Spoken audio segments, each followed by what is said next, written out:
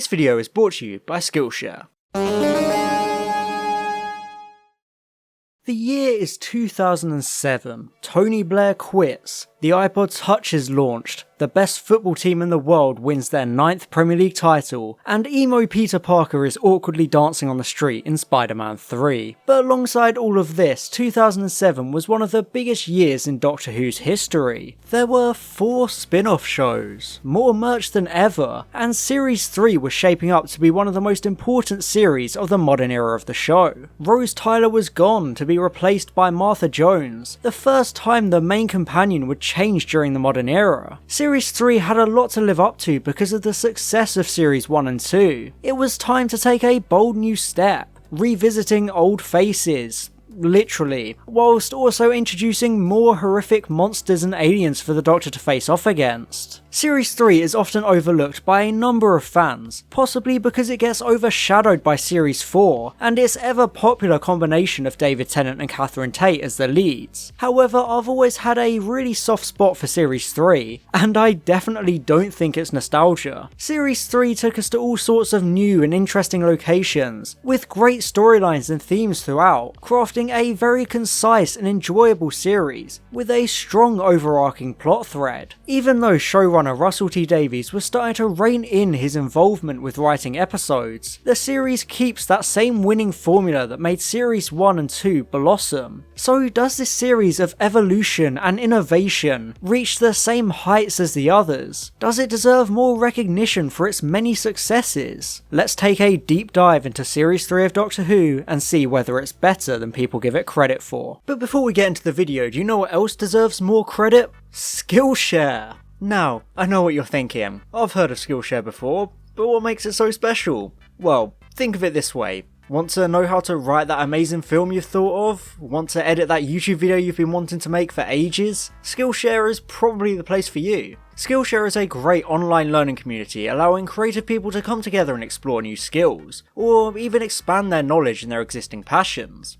There are thousands of classes in all kinds of areas for you to explore. There are classes for drawing, classes for editing, classes for gardening. The variety is amazing, with so many opportunities for you to express yourself and achieve real personal and professional growth. Skillshare introduces you to a community of millions, helping you to create real projects with their support. It's designed specifically for learning, so you don't have to worry about ads, and there's a constant flow of new, premium classes being launched. Personally, I would recommend Filmmaking from Home, Turn Found Footage into a Compelling Video by Penny Lane. I spend basically all day editing these videos, and sometimes I just want a creative release, but I can't really get out and film my own footage. It's a faff and I'm not exactly great at it. However, thanks to this class, I was able to learn how to use other footage in creative ways to create projects and sharpen my editing skills. It was genuinely helpful, so I'd really recommend checking it out if you're a new editor learning the ropes, or an experienced editor looking for a fresh challenge. You can access this class along with thousands of others right now by joining Skillshare for less than $10 a month with an annual subscription. In fact, just between you and me, the first 1,000 people to click the link in my description will get a free trial of Skillshare Premium membership. I mean, it's literally free, so why not try it out for yourself and see what you think? We're in an unprecedented time with so many important conversations happening in our world right now. Your voice is more essential than ever, and Skillshare can help you unlock your creativity for social good. So a big thank you to Skillshare for sponsoring this video. Now, back to the review. It's always important to remember what Series 3 had to follow on from. Series 1 and 2 were absolute juggernauts and succeeded so much more than anyone could have expected, even with episodes being leaked, behind the scenes controversy and changing casts. Those first 2 series surpassed all expectations and made the show a big deal. It was always going to be incredibly difficult for Series 3 to follow on from them, but I think it does it well. I've always thought that Series 2 didn't quite match up to the expectations set up by Series 1, often falling short where that series succeeded. Even so, the dynamic performance of David Tennant and the popularity of Billie Piper's Rose Tyler was enough to endear the general public to the series, even though the cast had changed. Series 3 on the other hand had to do a lot to prove itself worthy, since it was the first series without any of the Series 1 cast. Well, until Captain Jack appeared. It was a bit of a fresh start in a way, bringing in an entirely new companion with a new family and a new dynamic with the Doctor. Series 3 was under a lot of pressure to live up to all of this expectation, with a high risk of losing fans if it didn't engage them enough. I think it's one of the reasons I like Series 3 so much, because it was kind of an underdog, trying new things and experimenting, being the only series of the Davies era without a Dalek finale. The general formula for the series was the same, but it just felt like it was trying to push the envelope more and evolve the show, building upon the world and the evolution Series 2 had also done. It never shied away from the popularity of Series 1 and 2, instead using it as a strength, and making it relevant to Series 3 itself, bringing back characters like the Face of Bo and Captain Jack, but for the purposes of developing stories and characters, not just using them for the sake of being recognisable. Series 2 was an incredibly tough act to follow, despite it being the weakest series of the Davies era, but Series 3 does it very well, and I really think that Martha is able to fill Rose's boots, and even excel as her replacement, dispelling any doubts about the show being good after losing Rose.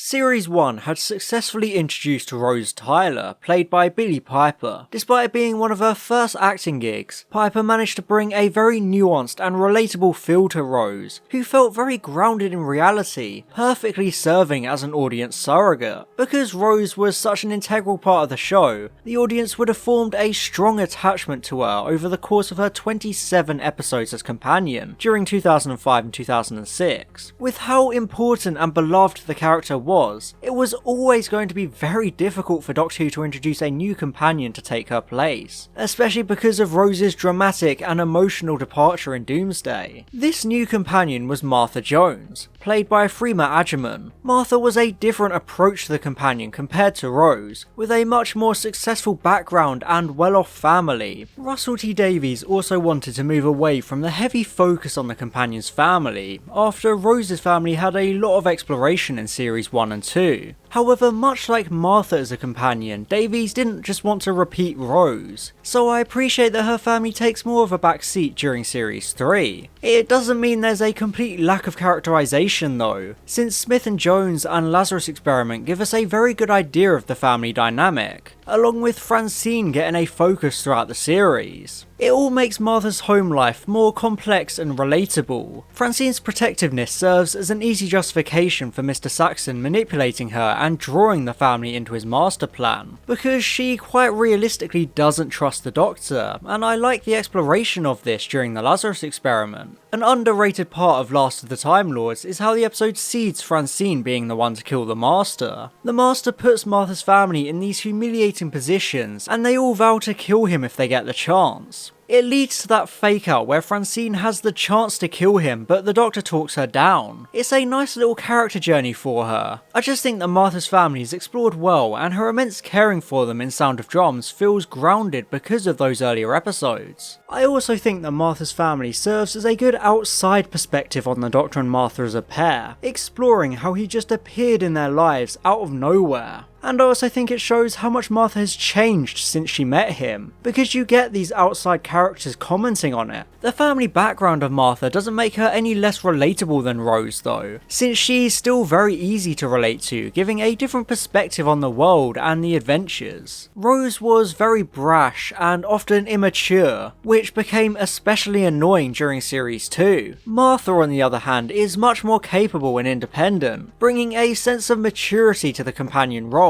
It's definitely the right move, because rehashing Rose would have just fallen flat and devalued the incoming companion. I think a lot of the episodes of Series 3 do a good job of showcasing Martha and fleshing out her character, making her go through a very clear character journey. She's very commanding in high pressure scenarios, and she's always looking out for other people, ready to sacrifice herself to save them without hesitation. These elements of her character are always consistent and appear in the majority of episodes. Most of the episodes separate the Doctor and Martha from each other, which forces her to fend for herself to survive. It leads her along this character journey of independence, culminating in the finale. where she has to go on a worldwide journey to save the day by herself and inspire hope in others. I just think this is a very strong journey for Martha, with her inspiring hope in others everywhere she goes, developing a strong sense of adaptability and independence throughout the series. I honestly think she's a better companion than Rose. She's just so much more capable, and just better. I've always seen a fair amount of criticism directed towards Freema Agyeman, but I feel like she does a very good job as Martha. Obviously there are moments where her acting isn't amazing, but in general she lends a lot of relatability to Martha, and makes the character easy to root for. I think the main reason people dislike Martha is because of the unrequited love storyline she got saddled with, because it puts her in direct competition with Rose, and stops her from being able to step out of Rose's shadow. One of my main criticisms with Series 3 is the ongoing plot thread of Martha being hopelessly in love with the Doctor, who is too busy moping around being all sad that he can't get another chance to bonk Rose. I think this story arc really hampers the quality of Martha's character development elsewhere. She spends the whole time staring at him like a lovesick girl, and eventually her departure boils down to her not wanting to travel with him, because she can't bear being around him when he doesn't love her back. This storyline overshadows Martha, because it constantly compares her to Rose and devalues her, with the Doctor even saying she's not as good as Rose early on. So many stories dedicate time to exploring this one-way love story, with characters like Chantho existing almost purely to be parallels to Martha, and her relationship or lack thereof with the Doctor. It's definitely the wrong direction to go regarding the Doctor-companion dynamic. It was already a really bad idea to make the Doctor and Rose a romance in the first place, so revisiting it here only damages Martha and the dynamic as a whole. Given the audience's attachment to Rose, it wouldn't take much for them to reject Martha as a companion, so this love storyline serves as an easy justification for them not liking her. It gives her a serious case of the not Rose, so she's never able to step out of that shadow, with the show being so laser focused on comparing the two. It also brings out the worst of the 10th Doctor. He's really dismissive to Martha during the early episodes, and actively acts like he wants to get rid of her. He's just an asshole, and he pretty much never gets called out on it. It doesn't give him a character journey of realising he's wrong. All that happens in this department is the end of the Lazarus experiment, when he accepts her as a companion. But at the very start of that episode he was straight up leaving, before he happened to see something interesting on the news. Martha does so much for the Doctor and he just keeps dismissing her and being a dick. I've seen people suggest that Series 4 shows that he's learned from this, but I don't think it's as satisfying as it would have been if it happened in Series 3 itself. Out of everything Series 3 does right, the unrequited love story arc is the biggest drawback of the series, but I think the Harold Saxon story arc makes up for it, to an extent.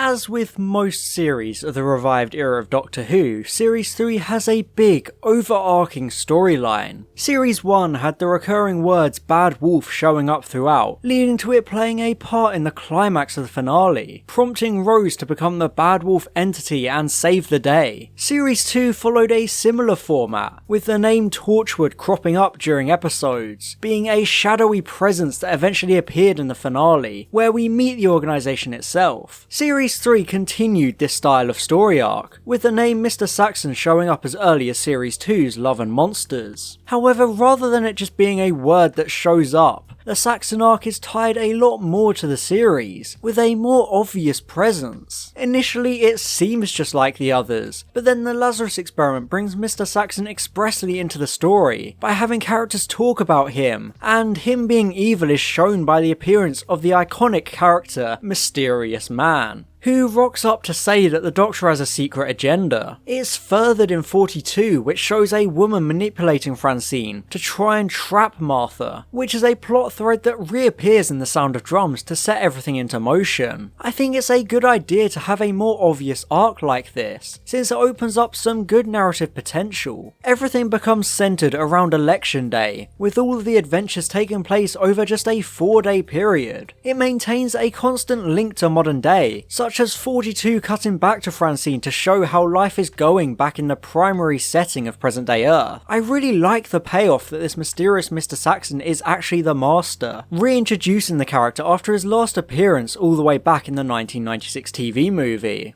I always dress for the occasion.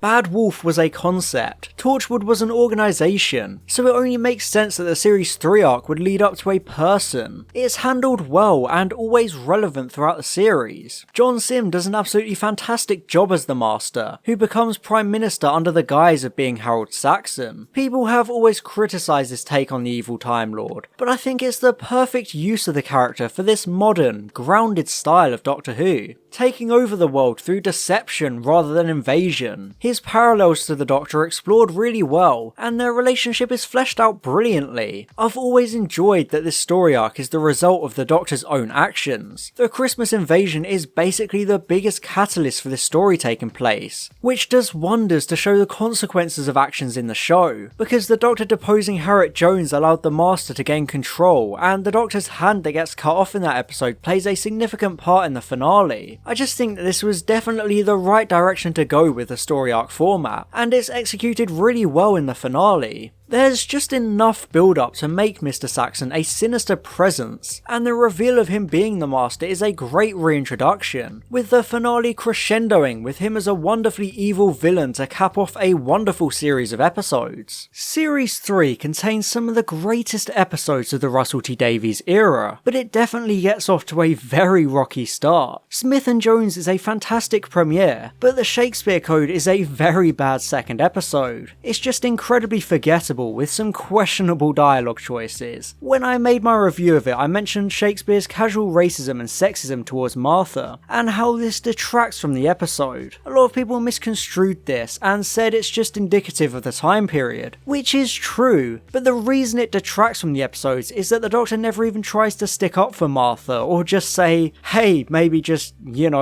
don't say that, Shakespeare. It didn't need to be some big lecture, just something to acknowledge that just because these were the common attitudes of the time, that doesn't make it okay. Anyway, now that I've got that out of the way, even though Gridlock is an incredible episode I love with all of my heart, the first half of Series 3 is pretty weak, with too many average episodes, capped off by the truly abysmal episode 42. That gives me a foul taste in my mouth just talking about it. However, the stretch of episodes starting with Human Nature and ending with The Sound of Drums is one of the greatest runs of episodes the show has ever had. These stories are so narratively rich, with so much going on, and so many good themes and performances. It's like the second half of Series 3 just manages to finally get it right. Everything combines so well to form such engaging and thought-provoking stories. I found myself writing much longer and more detailed analysis of these later episodes. I even gave 3 S ranks in a row, which is an incredible feat, and will only ever happen one more time in these weekly reviews. It's a true testament as to how great this stretch of episodes is. Human Nature and Family of Blood are a great exploration of the Doctor's human side and his responsibility, along with setting up Utopia. Blink is a brilliantly experimental episode that takes a lot of agency away from the Doctor and Martha by making a regular person the hero, and introducing the most memorable Doctor Who monsters of the modern era. Then Utopia kicks off the finale with a wonderfully crafted and paced story, with possibly the greatest cliffhanger of the show's history. The Sound of Drums serves as a brilliant character piece exploring the relationship of the Doctor and the Master, before Last of the Time Lords ends the series on a strong note with a huge scale story. It's just let down by its climax. Even though Last of the Time Lords gives a lot of people a bad lasting impression, Series 3 has a real consistency when it comes to the episodes, with 42 being the only truly bad episode in my opinion. There are so many themes running throughout the series that add so much to the episodes that use them. Much like Series 1, every episode is important in a way, adding either plot devices or character beats that come into play in the finale. It gives such a sense of cohesion to the series, something that was sorely missing from Series 2. The episodes also all take a darker tone with more mature themes, which is a very good decision by the writers. Something I realised not too long ago was that the Russell T Davies era seemed to almost grow up with its audience. I feel like Series 3 is a much more mature mature and darker series than Series 1 and 2. Series 1 definitely had a lot of dark themes and mature storytelling, but Series 3 seems to take it to another level. It's like Russell T Davies and the writers of Series 3 trusted the audience to engage with these darker themes and stories. You can point to earlier episodes like Father's Day being very mature and nuanced, but Series 3 had such a strong concentration of these kinds of stories, thanks to stories like Human Nature, Gridlock and Blink. When you think about it, a 10-year-old in 2005 would be 12 or 13 in 2007, so might have a harder time engaging with the show if it kept to the incredibly overly campy tone of the first two series. There's a growing maturity throughout the era that I really respect. Series 3 developed its storytelling to keep the audience interested and engaged, not giving viewers an easy way to grow out of it. Even though episodes like Last of the Time Lords spam flashbacks like there's no tomorrow, I feel like Series 3 respected its audience a lot, making sure that the storytelling appealed to both the younger audience and the viewers that were getting slightly older. It reflects the sheer ambition of the show, always innovating and changing the way it tells stories to remain timeless and relevant. I think Series 3 retains just enough of the camp identity of its predecessors, whilst adding its new style of narratives and themes to keep the show interesting and developing. It makes it a lot easier to analyse and explore, because the themes are all very deep and thought out. You can get a lot of meanings out of it. There's a huge appeal for an older audience, since stories like Human Nature do a lot to subvert people's expectations of the show, showing that it's not just campy, childish fun. Obviously that element is still there, but the maturity of the series offers a lot to viewers who would usually shy away from the show, as it takes itself a bit more seriously. It just makes Series 3 a lot more appealing in general, since it has something for everyone while staying true to the identity established in Series 1.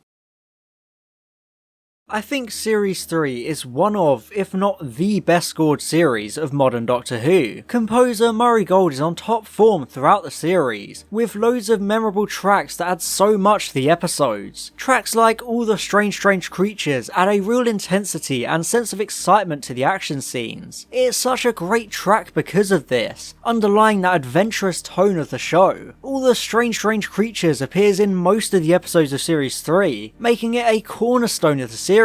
So when you hear it, you immediately associate it with that frantic energy of action scenes. It's like a switch in your brain turns on. It's why the chaos at the end of Utopia works so well, since it uses a purposefully messy and unorganised variation of the track that reflects this chaos. Another recurring track that I really love is The Doctor Forever, which appears throughout both Series 3 and Series 4. This is essentially the Doctor's theme for the later Russell T Davies era, and I love its use during Series 3. There's a real heroism and triumph to some of its uses, but it's also used in a lot of emotional moments, such as the end of Family of Blood. The track as a whole has a bit of everything, allowing it to be used for action scenes and emotional scenes to equally great effect. In recent years, I've found myself enjoying The Doctor Forever more than I Am the Doctor, since I feel like it communicates so much more, really showing the spirit of the Doctor. I just think it's such a great common leitmotif that constantly shines throughout the series, which is also the case for the track This Is Gallifrey, Our Childhood, Our Home, which is a recurring leitmotif appearing throughout the finale. There are just so many great pieces of music in the Series 3 soundtrack, from the aforementioned tracks to tracks such as Martha's Quest, Bo, The Master Vainglorious, Dream of a Normal Death, and so many others. I just think that the soundtrack brings so much to the episodes, perfectly complementing the emotions of the scenes they're used in. The bad mixing of Series 2 is gone, with the music integrated and mixed in a lot better, not overpowering the dialogue like the music of Series 2 often did. I feel like Series 3's soundtrack doesn't get enough attention compared to Series 4 and some other series, but it's probably the most consistently good selection of music of the modern show, with Murray Gold building upon his work in Series 1 and 2, really shaping a direction. Much like the musical direction, I think that Series 3 has a very consistent visual style, making all of the episodes feel tonally similar and cohesive. If you look at promo pictures or episodes, you'll see that there are a lot of oranges and browns in the colour scheme. I think it brings back that more visually cohesive style of Series 1. Even though Series 1 had a Vaseline filter, every episode episode looked visually similar, creating a very smooth and cohesive series of episodes. It helps you believe that it was all part of one series, but I've always felt like Series 2 lacked this kind of consistency. There doesn't seem to be one constant visual style or recurring colour scheme, which makes the series a bit all over the place visually. Series 1 and 3 were directed consistently while retaining the styles of their directors. Series 2 kind of felt like every episode was from a different series, which hampers the cohesion and makes it flow less effectively. I think that Series 3 manages to strike the perfect balance between having a consistent visual style and allowing directors like Graham Harper and Richard Clark to put their own stamp on the stories they directed. It all goes to show how simple things like the colour scheme and visual style can have a big impact on a TV series, making it more smooth and less jarring to go through the episodes. Series 3 also just looks better than the previous two series. Everything just looks higher budget, from the lighting to the cinematography. It all just looks so much better. It simply oozes ambition and success in the TV landscape, the budget being scaled up to accommodate the growing popularity of the show, and the demand for it to keep improving. Even though some of the CGI looks awful, such as the Lazarus monster, the series in general looks a lot more serious with high production values. It reflects the growing maturity and quality of the show, something that is also present within the stories themselves. The monsters and villains of Series 3 are quite an interesting case study. Much like Series 2, all of the monsters and villains are largely human-centric, ranging from humanoid aliens to possessed people. However, unlike Series 2, this fits within the larger themes of Series 3. The two most common types of villains in Series 3 episodes are either monsters disguised as humans, or something tied to evolution or devolution. Smith and Jones had Mrs. Finnegan. Hi, Finnegan.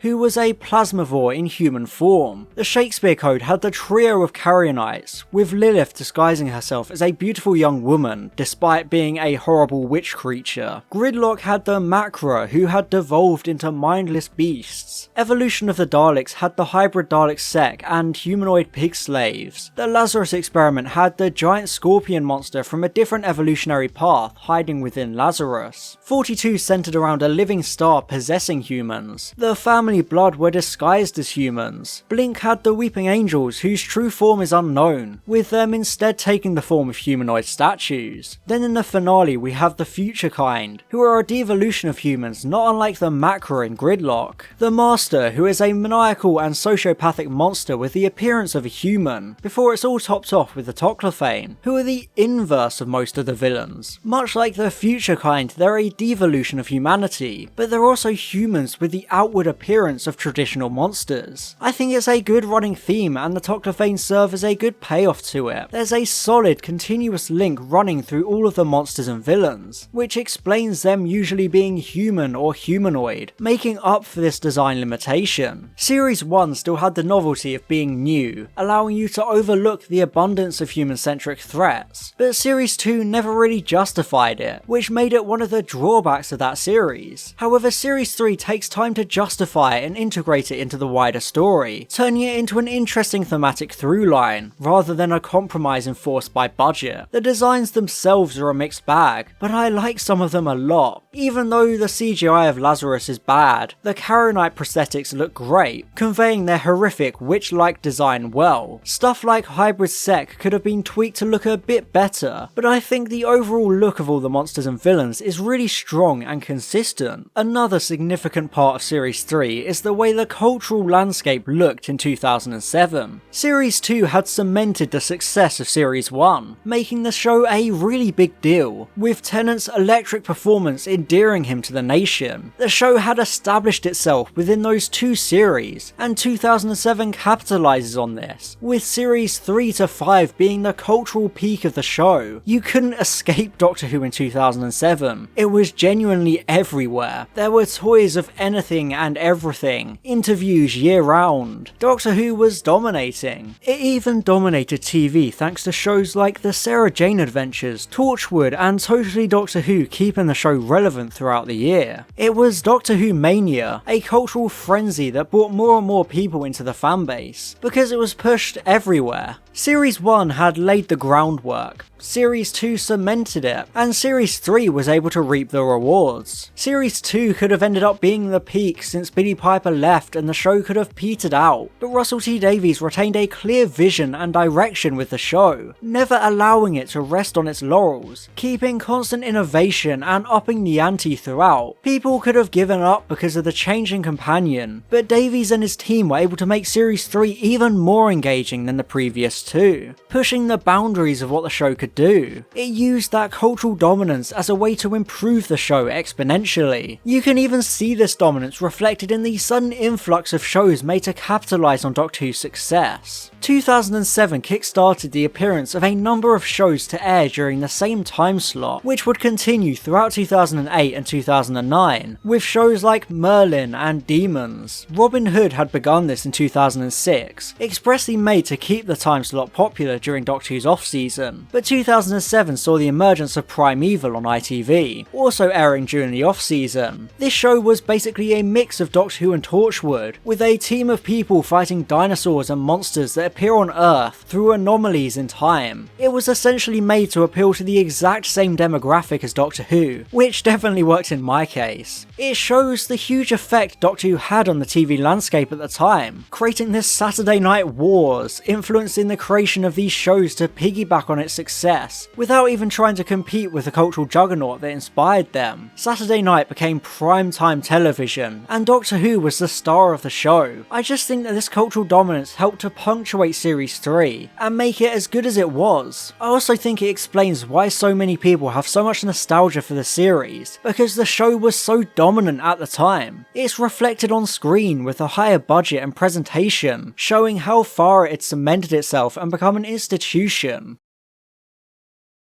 Doctor Who Series 3 is a series that a lot of people disagree on. Some people love it and some people hate it, but then again that goes for pretty much anything Doctor Who does. Personally, I'm on the side of people that love it. Series 3 is really when the Russell T Davies era of Doctor Who hit its stride and became an incredible piece of television that dominated Saturday nights. There's a new sheen of confidence and quality, with every element of the production coming together so strongly. The visual direction of the series gives it a real air of legitimacy by building on the style set up by Series 1 and 2, refining the things that worked and removing the things that didn't work, like the Vaseline filter and overly lit environments. The set design for episodes like 42 and Utopia is incredible, with Graham Harper once again proving himself as one of the best Doctor Who directors. Writers like Paul Cornell and Stephen Moffat return with scripts that surpass their contributions during Series 1 and 2, along with new writers such as Stephen Greenhorn and Helen Rayner, creating solid episodes that may not set the world on fire, but they work within the larger series. And that's the thing that makes Series 3 so good in my opinion. Much like Series 1, it's not about the individual episodes themselves. Obviously, Series 3 has that average first half and that incredible second half, but overall it's a sum of its parts, with the same consistency and narrative quality of Series 1. That's why I'm giving it an A ranking on the New Who tier list. Even with my personal nostalgia, I know it's not an S rank, but it's such a great series, with brilliant performances by David Tennant, now completely comfortable within the role and acing his speeches and so-called Doctor moments. The Rogues Gallery of villains serve a greater thematic purpose, and the settings are all really good, with some great designs and concepts. There are more mature themes and stories being told, which really helps the series feel important and give the show a sense of growth. It's a series that flows very well, since everyone involved is in their stride after working on Series 1 and 2, with the writing, directing and music all firmly in top form. There's so much to love about Series 3, it's the first series I have proper coherent memories of, thanks to that rampant Doctor Who mania which took over the country in 2007. It's definitely better than Series 2, fixing a lot of the mistakes from that series, although the unrequited love storyline is a huge minus to Series 3. Even so, I think Series 3 is one of the most overlooked series of New Who, deserving a lot more praise. There's just something so special and magical about it. It really feels like an adventure that captures your imagination. It's absolutely incredible in my opinion, even if a few of the episodes fall short. If you're not sure about Series 3, definitely give it a go, and remember... Hey, nonny. And I'd like to give a special thank you to my gold level patrons, Albrecht Erb, Mark Hippoldguy Taylor, and Stephnick Nevin Miller. Thank you a lot for your support.